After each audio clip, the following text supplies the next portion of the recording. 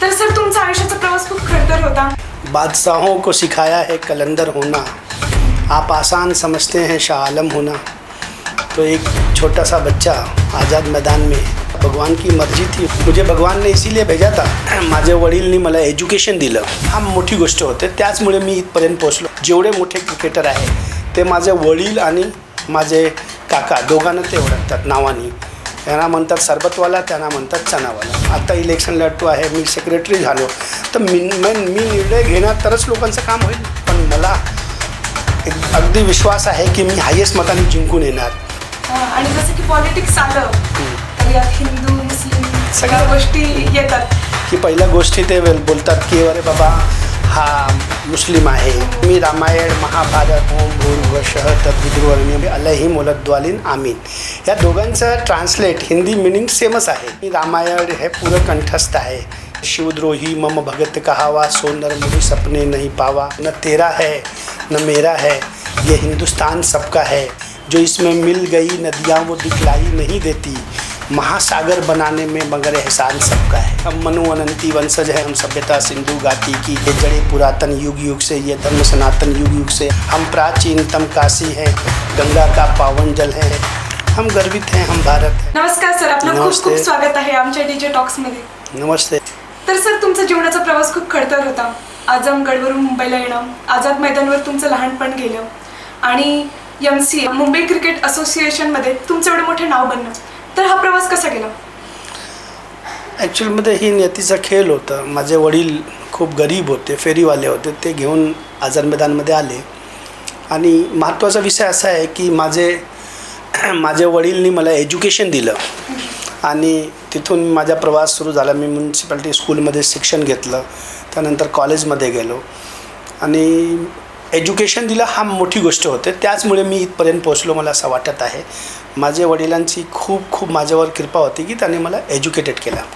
तर सर तुमचे पप्पा आझाद मैदानवर आईस लॉली वगैरे विकत होते आणि तिथंच तुमचं क्रिकेटशी एक नातं जोडलं गेलं, तर मग असा एखादा प्रसंग, एखादी अशी आठवण तुम्ही आम्हाला सांगू शकता का? माझे वडील आझाद मैदानमध्ये 47 मध्ये आले होते। अच्छा। आणि त्यांचे एक भाऊ होते, त्यांना ते क्रिकेट फील्डमध्ये खूप फेमस आहेत, ग्राउंड्समॅन चनावाला, ते ग्राउंड बनवायचं।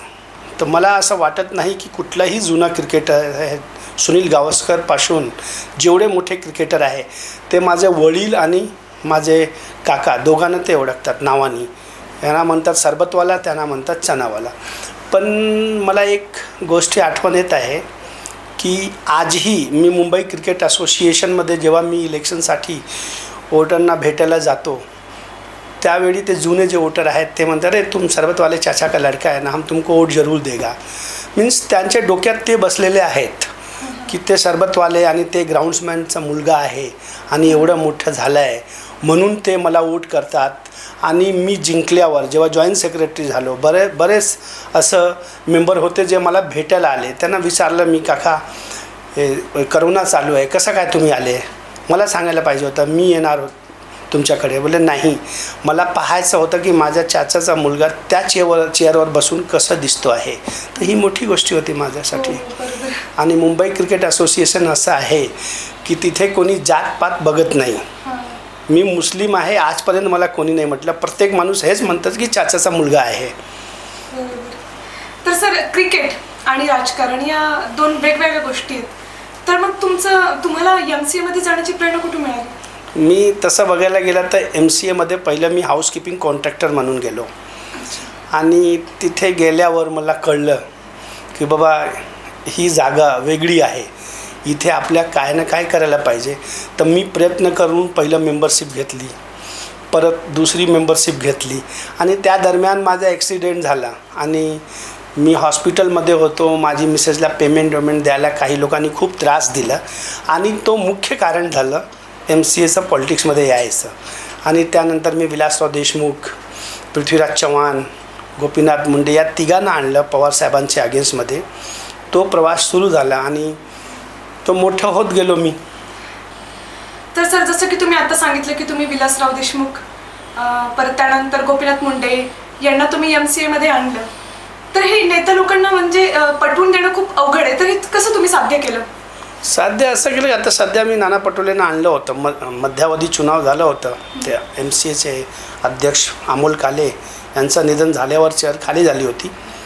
तर मी नाना पटोलेंना आणलं कारण की मी असं माणसाला आणतो आणि MCAमध्ये माझे वोटर्स हेच म्हणतात की शाह आलम असं लोकांना आणतात ज्याच्यामुळे MCAचं भला होतो. विलासराव देशमुख आल्यावर BKCमध्ये नवीन क्लब हाऊस, कांदिवलीमध्ये क्लब हाऊस, ती जागा विलासराव देशमुखांनी दिली आणि हे MCAचा दुर्दैव की ते लवकर निघून गेले. आणि गोपीनाथ मुंडेजींचं मोठं विचार होतं, हे प्लॅनिंग होती क्रिकेटसाठी, पण तेही पण निघून गेले. आता बघू, हे नाना पटोले आले आहेत, यांच्या मार्फत MCAचं काय भलं होईल याच्यावर लोकांचं लक्ष आहे. आणि यांना आणण्याचा उद्देश एकच होतं की या राजकारणी लोकांमुळे क्रिकेटर लोकांचं, ग्राउंड्समॅनचं, क्रिकेट फील्डमध्ये जेवढे लोक आहेत त्यांचं भलं व्हायला पाहिजे. हा एक माझा त्याचा मागचा विजन होता. अच्छा. तर सर, आता शरद पवार हे खूप मोठे दिग्गज नेते आहेत, तर तुम्ही यांच्यासमोर तुमचं स्वतःचं स्थान कसं निर्माण केलं? मला वाटत नाही की पवारसाहेब असे आहेत की कोणाला स्थान देत नाही. मी प्रयत्न केलो आणि त्यांच्याकडून स्थान भेटलं म्हणून मी मोठं झालो.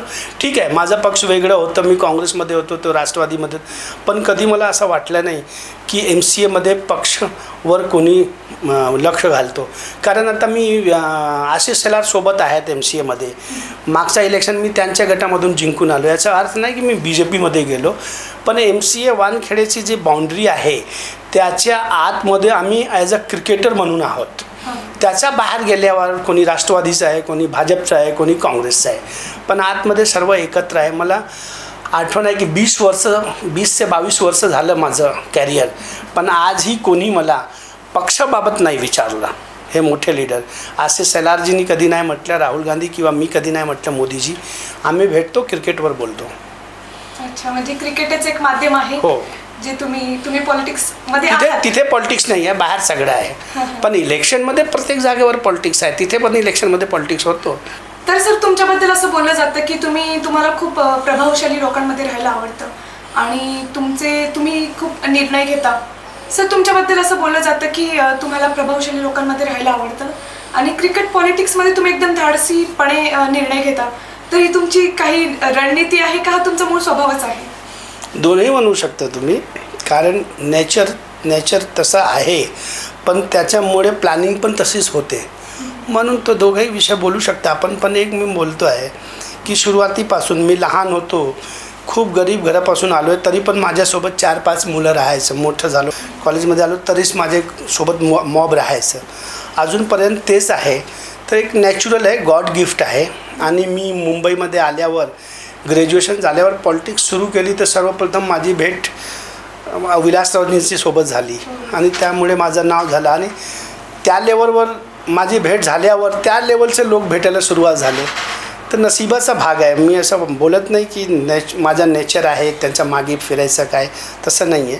नशिबात होतं तसं भेटलं आणि मी मोठा होत गेलो. हो, पण राजकारणात धाडसीपणे म्हणजे धाडस हा खूप महत्त्वाचा आणि त्याप्रमाणे निर्णय घेणं नाही. काही माझं म्हणणं असं आहे की माझे वडील नेहमी सांगायचं की जेव्हा आपण खुर्चीवर बसलो आहे तर लोकांना देण्यासाठी बसलो आहे. तर जेव्हा तुमची प्रवृत्ती अशी होईल की तुम्ही लोकांना देण्याचा विचार करणार, तर तुम्हाला डिसिजन घ्यावंच लागेल. आणि डिसिजन घेताना मला असं वाटत आहे की चुकी पण होणार, पण आणि विरोध पण होणार. ते सहन करण्याची क्षमता व्हायला पाहिजे. आणि तुमच्या 2-3 चुका झाल्या पण एक निर्णय चांगलं झालं तर लोक त्यामध्ये तुमची कौतुक पण करतात. तर जेव्हा मला असं वाटत आहे की कुठल्याही चेअरवर बसल्यावर, आज मी MCAचा जॉईंट सेक्रेटरी होतो, आता इलेक्शन लढतो आहे, मी सेक्रेटरी झालो, तर मी निर्णय घेणार तरच लोकांचं काम होईल ना. जर निर्णय नाही घेतलं तर नुसतं पदावर राहून काही करायचं नाही. मला असं वाटत नाही की असं पद घेण्यामध्ये म्हणजे की लोकांचा फायदा होईल. जेव्हा लोक निवडून देतात त्यावेळी तुम्हाला हे विचार करावाच लागेल की लोकांचा फायदा व्हायला पाहिजे, म्हणून निर्णय घ्यावे लागतात. तर सर, तुम्ही माझगाव क्रिकेट क्लब आणि स्टायलो क्लबला, या दोन्ही क्लबला तुम्ही एकदम मजबूत केलं. तर तुम्हाला काय वाटतं की एक चांगला क्रिकेट क्लब होण्यासाठी काय चांगली गोष्ट असायला पाहिजे? त्या क्लबमध्ये असलेले पदाधिकारी जेव्हा क्लबचा फायद्याचा विचार करणार तेव्हाच क्लब मोठा होईल. मला असं वाटत नाही की स्टायलो अजून खूप मजबूत झालं आहे, माझगाव खूप मजबूत झालं आहे. आणि हे करताना जेव्हा आपण विचार करतो की लोक जुन्या पद्धतीने करतात, मी नेहमी म्हणतो की त्या व्यतिरिक्त नवीन करायला पाहिजे. जसं मी एक मुंबई क्रिकेट असोसिएशनमध्ये नवीन टुर्नामेंट सुरू केली, नवी मुंबई प्रीमियर लीग. त्यावेळी लोक माझ्यावर हसत होते, पण तिसरा सीझन झाल्यावर त्याच्या व्हॅल्युएशन आला 400 कोटीचं. तेव्हा लोकांना वाटलं की अरे हा नवीन काय आहे. मी असं म्हणत नाही की IPL लेवलचं आहे, पण सध्या असं झालं आहे की यावर्षी 47 प्लेयर खेळलेत. काही IPL खेळले आहेत, काही रणजी ट्रॉफी खेळले आहेत, पण खेळलेत ना, कारण ही ऑपॉर्च्युनिटी क्रिएट केलं. लोकांना वाटलं की हा नुसतं टुर्नामेंट करण्याचा उद्देश मागे करतो आहे, पण काय झालं ते आता त्याचा मी IPO काढणार आहेत. मी प्रचार पण केलं आहे, त्याची प्रोसिजर सुरू झालेली आहे. तर NMPL असं पहिलं क्रिकेट लीग होईल ज्याचं IPO येईल. पण हे करण्याकरिता मला 2 वर्ष काय सहन करावं लागलं मला माहीत आहे. पण करताना तुम्ही एकदा डिसिजन घेतलं की हे करायचं तर करायचं. त्यामध्ये 2च येईल, किंवा पास किंवा फेल, पण रिझल्ट तर येईल. करणारच नाही तर काय होणार. म्हणून मी NMPL केलं. NMPL करत करत आता मी कॉर्पोरेट लीग सुरू करतो आहे यावर्षी. त्याच्या अगोदर क्रिकेट ॲक्सिलन्सी अवॉर्ड केलं. त्यावेळी पण लोक हसत होते, पण माझं क्रिकेट ॲक्सिलन्सी अवॉर्ड 2 वर्ष झालं. त्यामध्ये मोठे मोठे फिल्मी बॉलिवूडचे राजपाल यादव आणि हे काय नाव आहे सुनील गुरवर असं लोक आलेत ना. जेव्हा करणारच नाही तर लोक कुठे येतील. आणि नवीन करताना मी त्यामध्ये असं विचार केलं आहे की बाई ठीक आहे क्रिकेट टुर्नामेंट होत आहे, त्यामध्ये नवीन कसं करायचं. जेव्हा हा विचार येतो तेव्हाच नवीन चीज घडतात. बोलते हैं ना, हिंदी में कहावत है की आवश्यकता ही आविष्कार की जननी है. जोपर्यंत तुम्ही शोध करणार नाही तोपर्यंत नवीन गोष्ट भेटणार नाही. बरोबर. आयुष्यात काही ना काही आपण करायलाच पाहिजे, थांबलं नाही पाहिजे. तर सर, मॅनेजिंग कमिटीच्या निवडणुकांमध्ये तुम्ही प्रयत्न केला याआधी, तर तुम्हाला त्यामध्ये पराभवाचा सामना करावा लागला. तर यातून तुम्ही काहीतरी नवीन शिकलाच असणार, तर मग याचा तुम्ही यूज कसा करणार? कसं आहे की मी पहिलं इलेक्शन 1 मतांनी पडलो होतो. तर त्यामध्ये हे एवढंच शिकायला भेटलं की अजून मेहनत करायला पाहिजे. आणि त्यानंतर मी कधी हरलो नाही. मॅनेजिंग कमिटी मेंबर झालं, प्लस जॉईंट सेक्रेटरी. त्यावेळी मी हायेस्ट मताने जिंकून आलो. लोक म्हणायचं हा मुस्लिम आहे, हिंदू मुस्लिम सगळं झालं, पण फक्त 20 मत मुस्लिम आहे. मी 219 मत घेतलं होतं 329 पैकी. तर लोकांमध्ये हिंदू मुस्लिम नाही ना, लोक हे पाहतात की हा माणूस कसा आहे, काम करणार की नाही करणार. तर मला हरल्यावर एकच डोक्यामध्ये आलं की मी कुठे ना कुठे कमी पडलो आहे. आणि परत मी प्रयत्न सुरू केलं. माझी जसं गतिविधी होती सगळं करायला सुरुवात केलं, क्रिकेट टुर्नामेंट आणि अवॉर्ड. त्यामुळे काय झालं की नेहमी जिंकत आलो मी. आता पुढचं इलेक्शन काय होईल देवाला माहीत, पण मला अगदी विश्वास आहे की मी हायेस्ट मताने जिंकून येणार. आणि सेक्रेटरी म्हणजे मोठं पद आहे. मला वाटत आहे की माझ्यासोबत 2 किंवा 3 कॅन्डिडेट येतील समोर. तरीही मला एकदम खात्री आहे की मी कमीत कमी 220-230 मत घेणार. बाकी देव तारी त्याला कोण मारी. तुम्हाला म्हणजे स्वतःवर खूप विश्वास आला नाही का? जेव्हा तुम्ही पराभव पण आला तेव्हा तुम्ही एक्सेप्ट केलं? येस. 1 मताने पडलं होतं, त्यामध्ये काय फरक पडतं. ठीक आहे. हो, पण मग ते पण असतं ना की 1 मत तो 1 मत. आता माझे भाऊ आहेत, ट्रेजरर आहेत MCAचे. ते 1 मताने जिंकून आलेत. तर मी नेहमी त्यांना म्हणतो 1 वोट की कीमत तुम क्या जानो अरमान भाई. वो 1 वोट से जीत क्या और मैं 1 वोट से हारा. बरोबर आहे. एका मताने हारणं पण एक मोठा म्हणजे पराभवाचा असतो. म्हणजे तो कदाचित माणूस सहन करू शकत नाही. पण मला असं वाटत आहे जो पॉलिटिशियन नेचर ज्याचा असेल तो एकदम स्वीकार करतो. ठीक आहे, पराभव झाला आहे, हे स्वीकार करायला पाहिजे. आणि जसं की पॉलिटिक्स आलं तर यात हिंदू मुस्लिम सगळ्या गोष्टी येतात. आता याप्रमाणे तुम्ही विचार नाही करत. आता मला काय झालं, सवय झालेली आहे. एवढ्या इलेक्शनमध्ये ना मला माहीत आहे की पहिल्या गोष्टी ते बोलतात की अरे बाबा हा मुस्लिम आहे. आणि तुम्हाला माहीत नसेल की MCAचा मेंबर माझ्यावर खूप विश्वास करतात, कारण मी रामायण महाभारत सगळं मला कंठस्थ आहे. तर ते म्हणतात की अरे आमच्यापेक्षा तुम्हाला जास्त माहीत आहे आमच्या धर्माबाबत. जसं की मी नेहमी म्हणतो की गायत्री मंत्र आहे ना, ओम भूर्भुवः तद्वितुर्वरेण्यं भर्गो देवस्य धीमहि यो यो प्रचोदयात्. हा कुराणचा पहिला चॅप्टर आहे. कुराणचं जे पहिला श्लोक आहे, अल्हम्दुलिल्लाहि रब्बिल आलमीन अर्रहमानिर रहीम मालिक यौमिद्दीन इय्याका नअबुदु व इय्याका नस्तईन इहदिनस सिरातल मुस्तकीम सिरातल लज़ीना अनअमता गैरिल मगदूबे अलैहिम वलद्दालिन आमीन. या दोघांचं ट्रान्सलेट हिंदी मिनिंग सेमच आहे, फक्त लँग्वेजचा फरक आहे. आणि मला तर मी रामायण हे पुरं कंठस्थ आहे की रामायणची 1-2 चौपाई मी बोलतो की जसं की हे शिवद्रोही मम भगत कहावा सो नर मोही सपने नाही पावा. आणि काही असं गोष्टी आहे की लोकांना बोलताना की त्यांना अद्भुत वाटतं आहे की अरे यांना हे कसं माहीत आहे. जसं मी एकदा चॅनलवर होतो तर त्यांनी म्हटलं मला की मुस्लिम लोकांवर खूप बोलतात की देशाबाबत ते विचार करत नाही. तर मी एक शायरी नेहमी म्हणतो, न तेरा है न मेरा है ये हिंदुस्तान सबका है, नहीं समझी गई ये बात तो नुकसान सबका है, जो इसमें मिल गई नदियाँ वो दिखलाई नहीं देती, महासागर बनाने में मगर एहसान सबका है. मेरे अभी मैं कविता पढ़ूंगा तो बहुत लंबा हो जाएगा. खूपच सुंदर सर. म्हणजे तुम्ही आता जे हिंदीत म्हणजे सनातनी धर्माचे जे तुम्ही श्लोक म्हणले ते आम्हाला पण नाही तेवढे नाही का पाठ किंवा आम्ही पण कधी त्यात एवढं लक्ष नाही घेतलं. तुम्ही म्हणजे खूप छान पद्धतीने नहीं, मी नेहमी एक कविता बोलतो ना कि हम मनु अनंती वंशज हैं, हम सभ्यताओं में अग्रज हैं, हम सभ्यता सिंधु घाटी की पैदाइश आर्यम माटी की, ये जड़े पुरातन युग युग से, ये धर्म सनातन युग युग से, हम सतलज हैं, हम रावी हैं, हम प्राचीनतम काशी हैं, हम दुर्गम थार मरुस्थल हैं, हम गंगा का पावन जल हैं, हम हिंद महासागर से लेके वृद्ध हिमालय पर्वत हैं, हम गर्वित हैं, हम भारत हैं, हम भारत में पैदा हुए तो भारतीय हैं. बहुत बहुत बहुत अच्छा. मतलब मैंने सोचा ही नहीं था कि आप इतना अच्छा बोलेंगे. तर सर आजकालचे जे युवा आहेत त्यांना जर क्रिकेट ॲडमिनिस्ट्रेशनमध्ये करिअर करण्याची इच्छा आहे तर तुम्ही त्यांना काय ॲडवाइस देईल? क्रिकेट ॲडमिनिस्ट्रेशन करायचे असेल तर पहिलं तुम्हाला क्रिकेट फील्डमध्ये नॉलेज पाहिजे. कारण क्रिकेटची गरज काय आहे, क्रिकेटमध्ये लोकांना काय लागणार आहे, त्यांची इच्छा काय आहे, त्यांचा प्रभाव कुठे कुठे आहेत.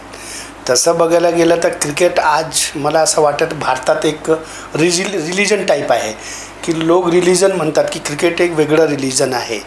तर कुठल्याही रिलिजनमध्ये जाताना तुम्हाला त्या रिलिजनची जाणकारी तर पाहिजे ना.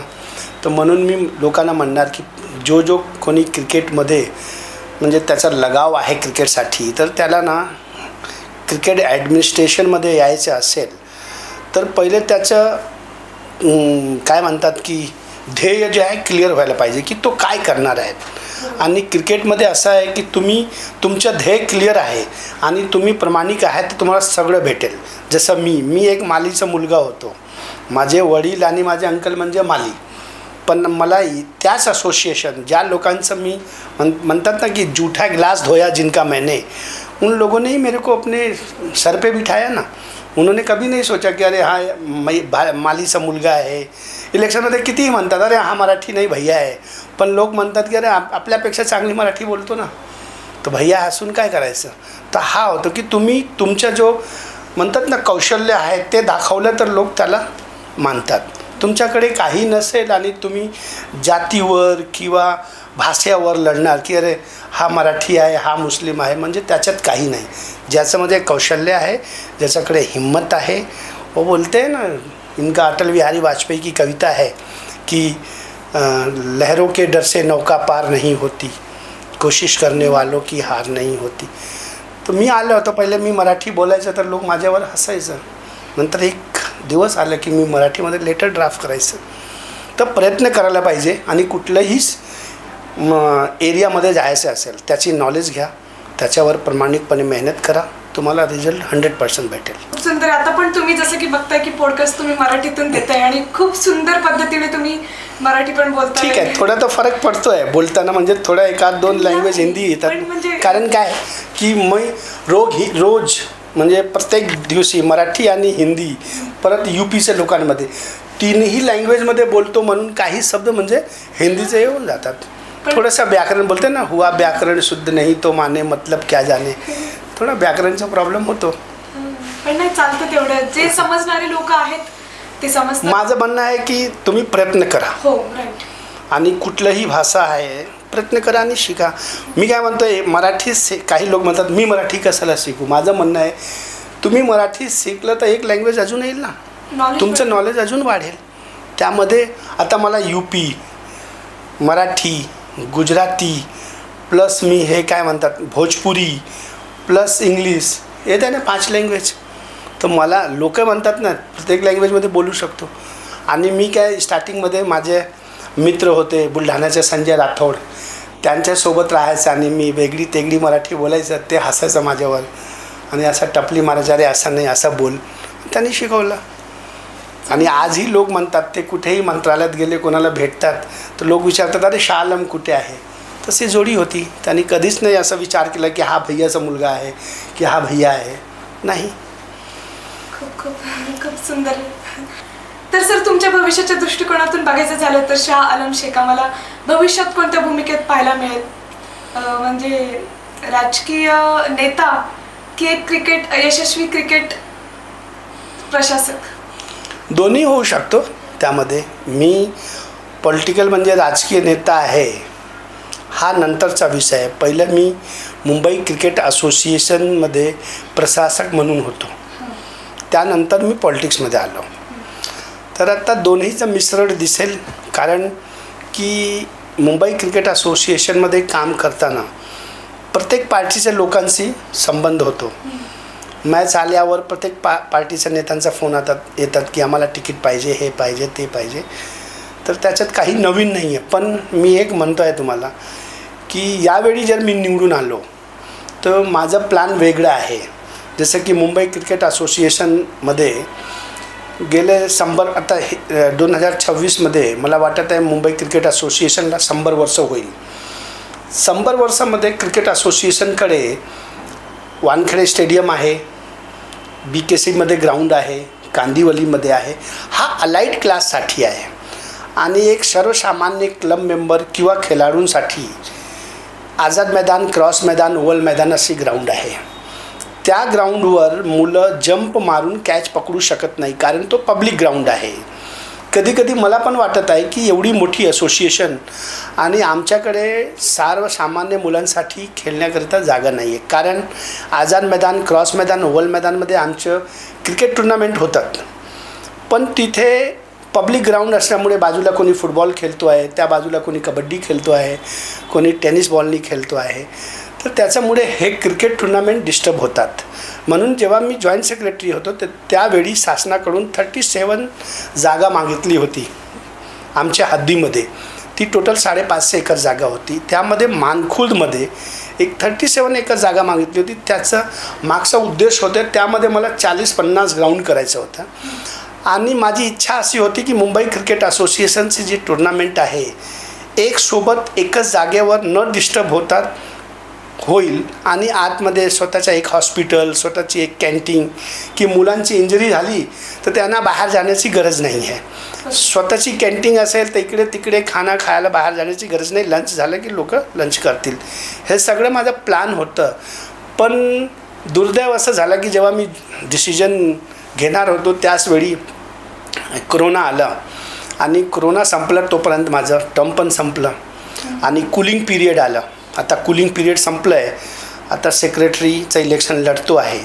मला तर खात्री आहे, भगवान को बुरा नहीं लगे की घमंड से बोल रहा हूँ, पण मला माहीत आहे मी जिंकून येणार. जिंकून आल्यावर 6 महिन्यात सर्वप्रथम मी आझाद मैदान, क्रॉस मैदान, ओव्हल मैदान हे शासकीय मैदान सोडण्याचं मागे लागणार. कारण नवीन स्वतःची ग्राउंड करणार की तिथे सर्व डिसिजन वन हँड असेल, मुंबई क्रिकेट असोसिएशनचा असेल. त्यामध्ये कोणी टेनिसवाला, कोणी फेरीवाला, कोणी कबड्डीवाला कोणी घुसणार नाही. फक्त आणि फक्त मुंबई क्रिकेट असोसिएशनचे सर्वसामान्य खेळाडू तिथे खेळणार. खूप सुंदर विजन आहे सर तुमचा. होईल, यशस्वी होईल. तुम्ही चांगल्या कामासाठी जर विचार केला तर तो होईल पूर्ण. तर सर जसं की MCAमध्ये 3 कॅटेगरी आहेत, ऑफिस क्लब, मैदान क्लब आणि स्कूल आणि कॉलेज क्लब.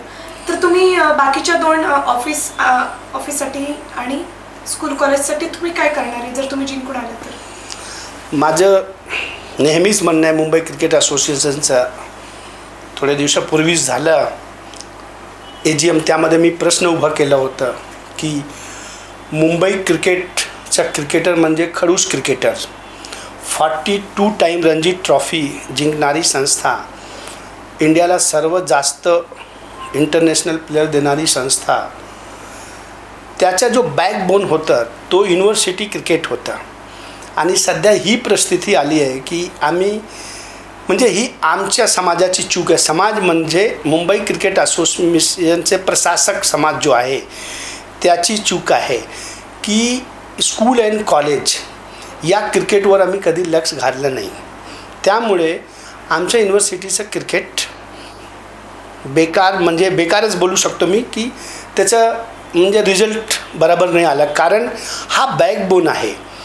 आणि मुंबई क्रिकेट असोसिएशनशी संलग्न असलेले स्कूल कॉलेजमध्ये मी परिस्थिती पाहिलेली आहे की तिथे क्रिकेटची टीम कबड्डीचा जो कोच आहे तो निवडतो, एखादा टेनिसचा जो क्रिकेटपटू आहे तोच टीम बनवतो आहे, कॅरमचा जो चॅम्पियन आहे तो बनवतो. कारण त्या कॉलेजमध्ये स्पोर्ट्स टीचरमधून त्याची निवड झालेली आहे.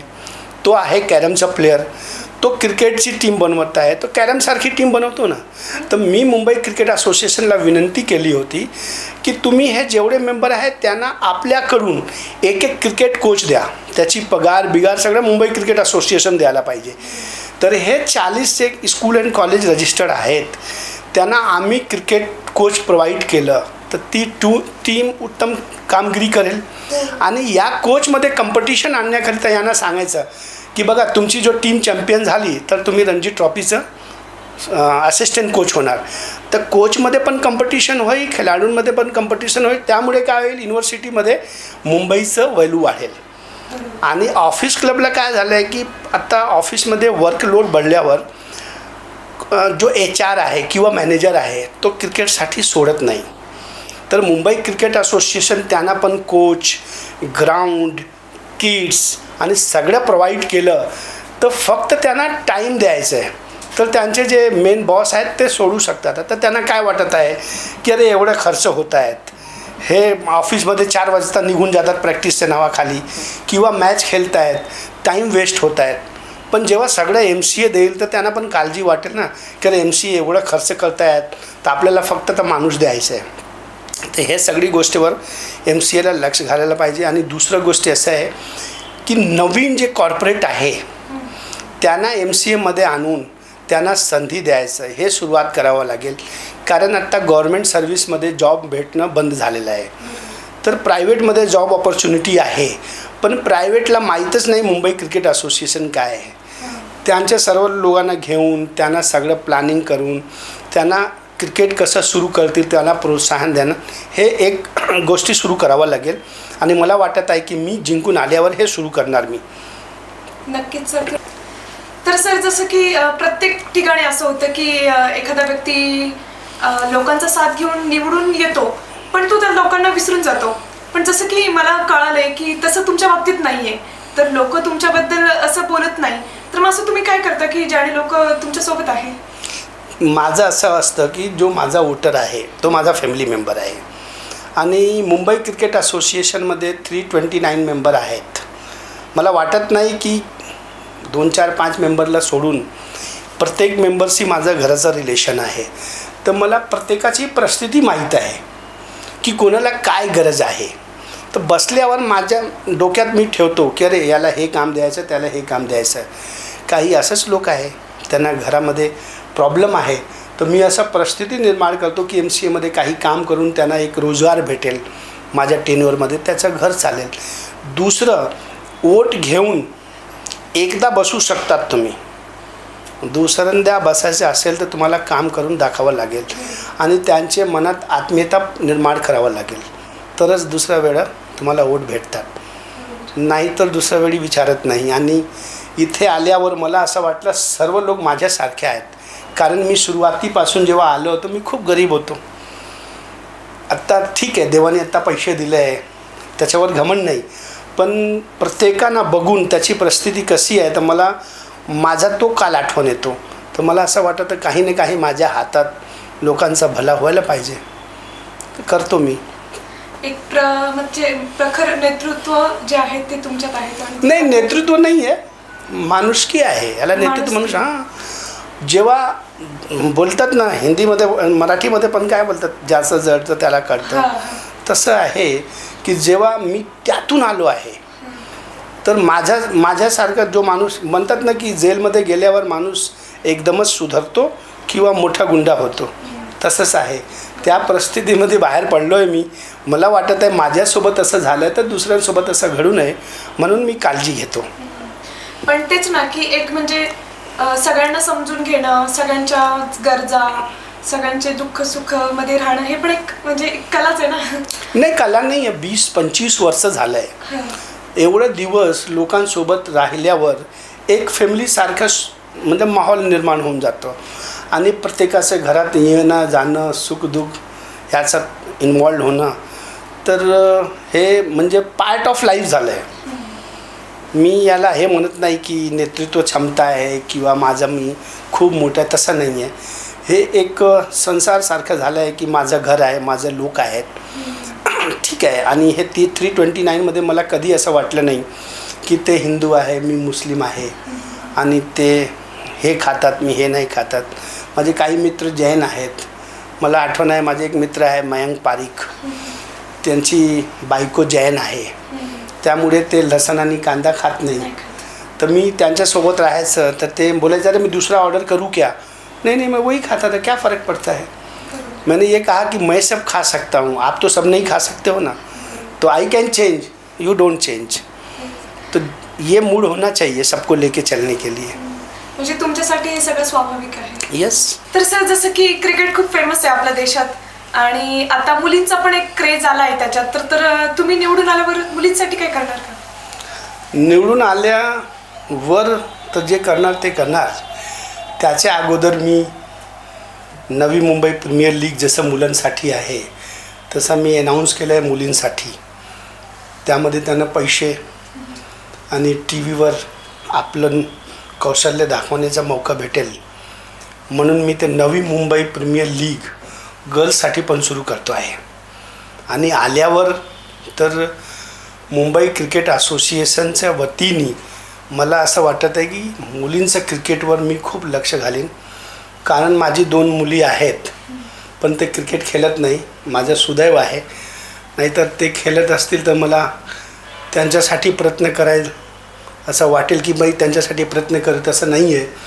आणि मी मुलींना न्याय देणार हे 100% आहे. कारण मी 2 मुलींचा वडील आहे, म्हणून जेवढ्या मुली आहेत त्यांना मी न्याय देणार. आणि मुलींना प्राधान्य द्यायला पाहिजे, कारण प्रत्येक धर्मामध्ये आणि प्रत्येक संत जे आलेत ते मुलींना किंवा महिलांना मोठेपणे देण्याचा प्रयत्न केला. जसं कुराननी म्हटलं की तुमच्या आईच्या पायाखाली स्वर्ग आहे.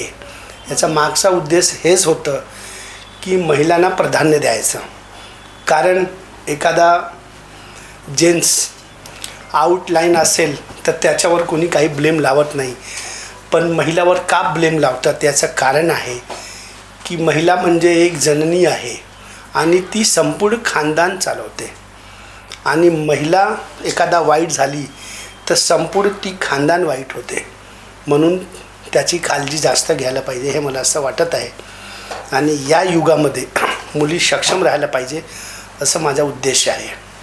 खूपच चांगलं सर. तर आता तुम्ही जसं की सिलेक्शन करता आणि सिलेक्शनची जर गोष्ट आली तर रिजेक्शनची पण गोष्ट येते. तर लोक जे रिजेक्ट होतात ते सिलेक्शन झालेल्या लोकांवर ऑब्जेक्शन घेतात, तर मग तुम्ही याबद्दल काय बोलणार? मुंबई क्रिकेट असोसिएशनमध्ये सिलेक्शनचा एक प्रोसिजर आहे, त्याला म्हणतात समर वेकेशन कॅम्प. समर वेकेशनमध्ये आम्ही 2 महिन्यासाठी मुलांची निवड करतो. प्रत्येक भागात मुंबईचं नेट प्रॅक्टिस होतात. तर ते एप्रिलमध्ये आम्ही सुरू करतो आणि मेमध्ये संपतात. तर मला असं वाटत आहे की आम्ही मुलांना न्याय देत नाही. तर माझ्या मनात असं आहे की मी आल्यावर ऑक्टोबर ते जूनपर्यंत करणार. यानी त्यांच्या सिलेक्शन एप्रिलमध्ये नाही, ऑक्टोबरमध्ये होईल. आणि ऑक्टोबरमध्ये सिलेक्शन नाही होणार. जेवढं मुलं येतील तेवढं मुलांना आम्ही घेणार, त्यांना प्रॅक्टिस देणार 6 महिन्या. त्यामध्ये चांगले जे आहेत त्यांना घेऊन MCAला म्हणजे मुंबई क्रिकेट असोसिएशनमध्ये प्रतिनिधित्व करायला देणार. तर त्याच्यामुळे काय होईल, हे जे तुम्ही म्हणतायत हे ब्लेम लागणार नाही. कारण आम्ही 6 महिना 1 वर्ष देणार त्यांना. 1 वर्षामध्ये त्याच्यामध्ये क्रिकेट नसेल तरी पण थोडंफार क्रिकेट येईल. आणि दुसरे हे जे बाहेर बाजार चालू आहे क्रिकेट शिकवण्याचा तो बंद होईल. कारण लोक MCAचे म्हणतात ना की अंडरखाली ते शिकतील, तर ते पालकांना पण छान वाटेल आणि आम्हाला पण निवड करताना 6 महिन्या भेटेल. 6 महिन्यामध्ये त्या मुलामध्ये काय काय वेगळं आहे ते बघायला भेटेल सिलेक्टरला आणि सिलेक्शन प्रोसिजर होईल. मला वाटत नाही या प्रोसिजरनंतर कोणी ब्लेम लावतील. बरोबर, छान तोडगा तुम्ही काढलेला आहे.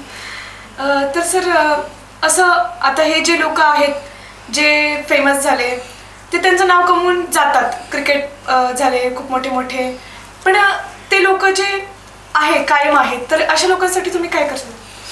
कसं आहे की मुंबई क्रिकेट असोसिएशनमध्ये एक पद्धती आहे की जोपर्यंत माणूस वोटर आहे तोपर्यंत त्याची रिस्पेक्ट आहे, जोपर्यंत तो क्रिकेट खेळत आहे तोपर्यंत त्याची रिस्पेक्ट आहे.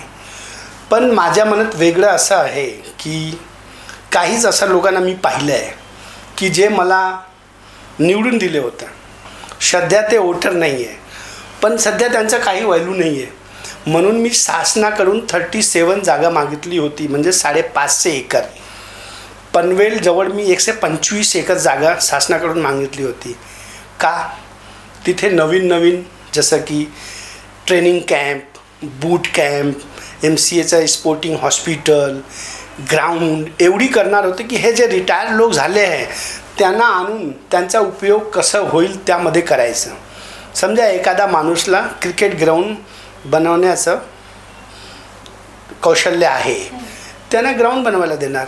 एखाद्याला ट्रेनिंग देण्याचं आहे तर त्याला ट्रेनिंग द्यायला सांगणार. एखाद्याला मालीनं कसं काम करून घ्यायला पाहिजे क्युरेटरसारखं, त्यांना क्युरेटरचं काम देणार. तर हे सगळं रिटायर झाल्यावर त्यांचा यूज होईल. एक तर काय होईल की कमी पैसे खर्च होईल. आता नवीन मुलांना घेणार त्यांना 2 लाख रुपये देण्यापेक्षा हे जे रिटायर्ड झाले त्यांना घेणार आणि त्यांच्या आवडीचा विषय, कारण ते क्रिकेटशी संलग्न होते, तर काम पण छान होईल. दुसरं त्यांचं आयुष्य पण वाढेल. आणि हे जे आम्ही पैसे देणार आहे त्यांच्यासाठी उपयोगी नाही आहे, कारण ते रिटायर्ड आहे, त्यांच्याकडे पैसे आहे, पण टाईमपास कसं करायचं. तर टाईमपास म्हणजे एखादा त्यांच्या आवडीचा विषय भेटेल आणि ते आवडीने करतील. आणि दुसरं जे लोकल क्रिकेट आणि क्रिकेटर आहेत त्यांना नवीन जॉब ऑपॉर्च्युनिटी कसं होईल त्याच्यावर विचार करणार आहे की प्रायव्हेट कंपन्यांना तुमची क्रिकेटची टीम बनवा असं प्रोत्साहित करणार आणि त्यांना सांगणार की आम्ही तुम्हाला क्रिकेट प्रोव्हाइड करतो. सपोज एखादा प्रायव्हेट कंपनीला टीम बनवायचं आहे पण त्यांना त्यांची ऑफिस पण चालवायचं आहे आणि एखादा माणसाला क्रिकेटर पाहिजे पण पिऊन पाहिजे, तर आमचं रजिस्ट्रेशन सिस्टम असं होईल की 5वी 7वी 8वी 9वी पास जेवढे क्रिकेटर असतील त्यांचा डेटा असेल, आम्ही त्यांना सांगणार त्या ऑफिसमध्ये जा. तर काय होईल, त्यांना एक पिऊन प्लस क्रिकेटर भेटेल. ऑफिसमध्ये तो काम पण करणार आणि त्यांच्यासाठी क्रिकेट पण खेळणार. आणि समजा एखाद्याला कम्प्युटर ऑपरेटर पाहिजे तर आमच्या डेटामध्ये जेवढे कम्प्युटर ऑपरेटर असतील त्यांना पाठवणार आम्ही. तर हे आहे. दुसरं कसं आहे की लोकल क्लब जे आहेत ते फायनान्शियली खूप कमजोर आहेत. मी आल्यावर त्यांना स्पॉन्सरशिप कसं भेटेल, ते कसं सक्षम होतील. तर बहुतेक लोकांनी क्लब ट्रान्सफर करून टाकलं आहे. बऱ्याच वेळ पेपरमध्ये येतो की मुंबई क्रिकेट असोसिएशनचा क्लब पॉलिटिकल लोक टेकओव्हर करतात. हे होऊ नये म्हणून क्लबला सक्षम करायचं मला, की क्लबमध्ये एवढं पैसे यायला पाहिजे की ट्रान्सफर करणारा माणूस एकदा विचार करायला पाहिजे की हा माझा काय म्हणतात खानदानी एक पतपेढी आहे किंवा हा माझा खानदानी अशी गोष्ट आहे की मी याला का दुसऱ्याला देऊ, याच्यात नुकसान काय आहे माझं. आणि तो प्रयत्न करणार की तो नसल्यावर त्याचा मुलगा किंवा त्याची मुलगी त्याला चालवायला पाहिजे. हे माझ्या डोक्यात आहे. हे 3 वर्षात मी बघितलं आहे की क्लब ट्रान्सफर का होत आहेत की ते फायनान्शियल सक्षम नाही आहेत. प्रत्येक क्लबचं नसीब माझगाव क्रिकेट क्लब आणि स्टॅलोसारखं नाही आहे. तर त्यांचं नसीब तसं करायचं हे माझ्या मनात आहे. आल्यावर 100% ते मी करेन की माझ्यानंतर कोणीही क्लब ट्रान्सफर करणार नाही. जो मूल मालक आहे तो मूल मालक राहणारच. चांगले तुम्ही खूप ग्राउंड लेवलला विचार करता आणि ते एक अनुभव कारण या लोकांसोबत राहिलो आहे ना मी. यांना काय काय त्रास आहे ते मी भोगलेलं आहे. तर मला माहीत आहे. पण काय होतं प्रत्येक गोष्टी योग्य वेळी जेव्हा आपल्या हातात पावर असतो त्याच वेळी करून दाखवायला पाहिजे. बरोबर. आणि या सगळ्या गोष्टी अनुभवातूनच येतात. येस. कोणत्या कोचिंगमध्ये मिळणार काय नाही सगळ्या गोष्टी अनुभव. तर सर मी ऐकलंय की तुम्ही जिथे पण जाता एक कविता बोलता. तर मग आमचे दर्शक खूप उत्साहित आहेत तुमची कविता ऐकण्यासाठी. मी बोलत नाही. लोक म्हणतात की बोला. ती काय झालं होतं की एकदा मी ते पुण्यात काँग्रेसच्या शिबिरमध्ये मी ती कविता वाचली होती. त्यामुळे तो खूप फेमस झाली. आणि MCAमध्ये तर तसंच आहे की मी स्टेजवर आलो की माणूस आवाज देणार की अरे एखादा शायरी बोला किंवा एखादा कविता बोला. तर मी नेहमीच बोलतो. ज्या कविता तुम्ही म्हणतात ती कविता म्हणजे देशावर आहे की मी म्हणतो की हा देश सर्वांचा आहे. ती कविता अशी आहे की कितना लंबा इतिहास है ये सारे देशों में खास है ये गंगा जमुना की धारा है ऐसा ये देश हमारा है ये देश राम का कान्हा का ये देश शिवा का राणा का नानक अशोक ये महावीर विक्रमादित्य सम्राट धीर ये बुद्ध आदि शंकर का है ये चंद्रगुप्त अकबर का है आज़ाद चंद्रशेखर का है हैदर टीपू सुल्तान का है उद्दम बिस्मिल की ज्वाला है ये तो सुभाष मतवाला है यही झांसी की रानी है ये भगत सिंह बलिदानी है अब्दुल हमीद अशफाक उल्ला छागला हिदायतुल्ला एक ज़िंदा इनकलाब है ये अब्दुल कलाम का ख्वाब है ये देश रफ़ी के गानों का ये देश लता के तानों का जाकिर हुसैन की थापों का गागर के धुला पलापों का ये अमजद खान का है शरोद अलाउद्दीन का रागबोध ये भीमसेन जोशी का स्वर ये भटकंडों के पौरुषगर ये बांसुरी बजाता रशिया है ये हरिप्रसाद चौरसिया है शिव शर्मा का संतूर है ये रसरंगों से भरपूर है ये बिस्मिल्लाह की सहनाई है मीठे धुन की पुरवाई है राशिद खान की आवाज़ है ये सुल्तान खान जसराज है ये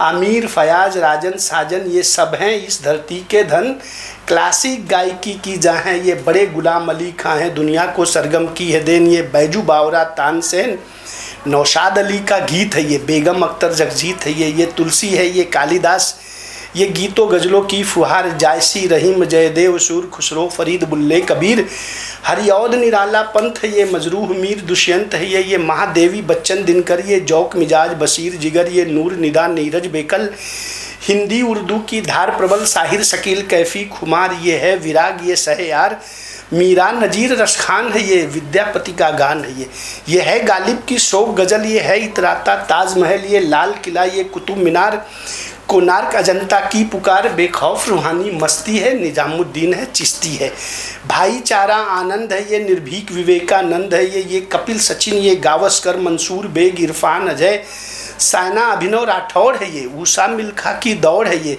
इकबाल जफ़र केडी बापू ये ध्यानचंद का है जादू ये मीना है मधुबाला है नरगिस वैजंती माला है ये नूतन और वहीदा है हेमा माधुरी फरीदा है राजेंद्र देव व राज है ये नसरुद्दीन बलिराज है ये राजेश ओम महिपाल है ये महमूद कन्हैया लाल है ये अमिताभ और सलमान है ये आमिर है शाहरुख खान है ये इरफान ऋतिक रणवीर है ये सफदर हबीब तनवीर है ये सत्यजीत आशिफ कमाल ये विमल राय ये बेमिसाल फन की बहती रसधार है ये यूसुफ है दिलीप कुमार है ये शैलेंद्र हसन गुलजार है ये हसरत है जान निशार है ये खयाम रवि SD बर्मन लक्ष्मी प्यारे रहमान मदन मन्ना मुकेश किशोर तलत दिलसाज सुरैया गीता दत्त शमशाद मुबारक बेगम है पंकज सहगल की शरगम है ये गीतों की लंबी फुहार ये गज़लों की मीठी फुहार सूफ़ी संतों की भाषा है संबंधों की परिभाषा है गांधी का अमर विचार है ये टैगोर तिलक का प्यार है ये लोहिया पटेल ये जयप्रकाश नेहरू के सपनों का आकार ये जय जवान ये जय किसान ये जय जवान, ये जय किसान, ये लाल बहादुर की उड़ान, ये इंदिरा है गुलजारी है, ये पंडित अटल बिहारी है, ये भगवा और हरा भी है, रंगों से हरा भरा भी है, ये भजन नाथ कव्वाली है, ये ईद और दिवाली है, रोज़ा कलमा रमज़ान है, ये कर्तव्य वफा ईमान है, ये हम सबका हिंदुस्तान है ये। बाप रे, अगर यहाँ ऑडियन्स होती तर तालियों की ये जो मतलब एवढं भारी, म्हणजे जर इथे लोक असतात ना तर टाळ्यांचा एवढा गडगडाट झाला असता ना, मी स्वतः थक्क झाले. एवढे खूप खूप खूप अप्रतिम खूप सुंदर. या कवितेचा मागचा उद्देश असा आहे की एकामुळे या देशाचं नाव नाही झालं, एवढे लोकांनी एवढं बलिदान दिलं आहे तेव्हाच या भारताचं नाव भारत झालं आहे. बापरे, खूप खूप खूप म्हणजे सगळ्यांचं नाव, सगळ्यांच्या कला, म्हणजे सगळ्या क्षेत्रातलं नाव घेतले आणि खूप खूप सुंदर, एकदम मस्त. म्हणजे तुम्ही ही म्हणजे ही मी नाही लिहिलंय, माझे एक कवी आहेत, त्यांची ही कविता मला खूप आवडली म्हणून मी. आणि ते एक नॉनस्टॉप बोलणं म्हणजे असं बरंच आहे माझ्याकडे. अच्छा, कारण की मी ऐकते, मी एक असं एक सेकंड पण नाही थांबले की नाही मला ऐकायचंय, जे पण आहे नाव वगैरे सगळं मला ऐकायचंय. खूप खूप सुंदर, म्हणूनच लोक तुमचे दिवाणे कळाले. दर्शकांना पण खूप आवडेल आमच्या तुमची जी कविता आहे. आणि लोकांचा आता आम्हाला मेसेज पण येतील की आम्हाला या कवितेचे लिरिक्स पाहिजे. दर्शकांना ऐकवल्याबद्दल, सोबतच तुम्ही क्रिकेटबद्दल, परत पॉलिटिक्स वगैरे या सगळ्यांबद्दल आम्हाला सांगितल्याबद्दल आमचे दर्शक खूप इन्स्पायर होतील. आणि जे नवीन लोक आहेत जे या अशा क्षेत्रात येण्याची इच्छा आहे तर त्यांना खूप काही कळालं असेल आणि तुमच्याकडून ते इन्स्पायर होतील. आणि तुम्हाला जर यांच्याशी कॉन्टॅक्ट वगैरे करायचं असेल तर आम्ही डिस्क्रिप्शनमध्ये तुम्ही यांचं सगळं देऊ, तर मग तुम्ही कॉन्टॅक्ट करा. धन्यवाद. भेटूया पुढच्या एपिसोडमध्ये.